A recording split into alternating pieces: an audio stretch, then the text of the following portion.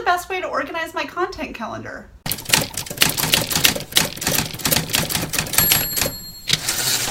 Hey there, I'm Abby Herman with Right Solutions, and today we are going to talk about organizing your content calendar. Now, I am going to be the first one to tell you that there is no one best way to organize your content calendar. And that's because there are so many different tools out there and so many different personalities and preferences. So you really need to find the tool and the calendar that works best for you and your business and the type of content you are putting out in your business. I also want to make sure that I put it out there that your content calendar is not your content strategy. Your calendar is simply the tool that you use to organize the information that is part of your strategy. So it's where you store your ideas and your topics that you're going to be talking about, but it doesn't tell you the why you're creating the content, and that is what is part of the strategy. So now that I've gotten that out of the way, let's talk about how to organize your content calendar, and then you can take this information and use it any way you want to or need to in your business. I'm just going to give you my tips, and then you put it to work in your business the way it works best for you.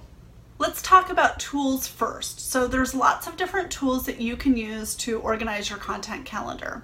You can use CoSchedule to plot out your blog topics and your social posts, and then even get them scheduled within CoSchedule. You can also use tools like Trello and Asana to organize your content within boards and lists, and then even give them assignment due dates for different members of your team. I've seen clients take a Google Calendar and set up a separate calendar within their main calendar to organize their content and to post links so that they can use those and copy and paste them into their scheduler. And one of the tools that I like to use in addition to Trello is I like to use just a simple Google spreadsheet. I actually create a spreadsheet within Google Docs and print it off and handwrite some of my ideas. That is how I store my content ideas. That's how I create my strategy, and I keep it all in one place. Now, that system might not work for a lot of you, especially business owners who like to go paperless. But for me, using a piece of paper and a pencil just makes sense and allows me to store that information close by. So it's always sitting on my desk and I can look at it at any time. Now, what do you include on your content calendar? I recommend including all of your major content streams, including your blog, your YouTube videos, your social posts, your nurturing email, and any other content that you produce and share on a regular basis.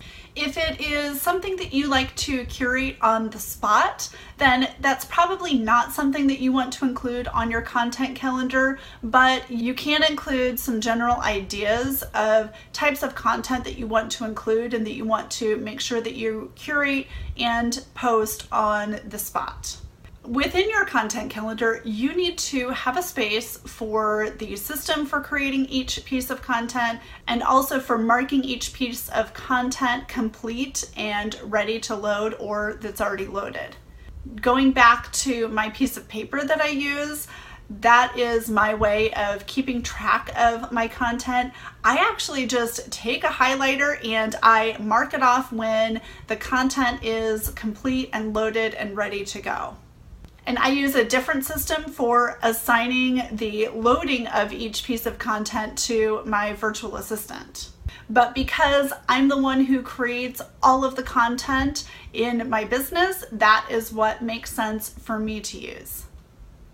So once you have a system for marking something complete, make sure that you share that information with your online business manager, your project manager, your copywriter, your social media guru, anyone who needs access to that calendar. Make sure that you share it with them so that they are in the loop and educated and they know what type of content is coming down the pike. If you have any questions about the information that I've shared, be sure to drop your comments down below the video. Give the video a thumbs up if you like the information that I provided, and if you subscribe to the channel, you will get notified every time I have a new video that goes live. Thank you so much for watching, and have a great day.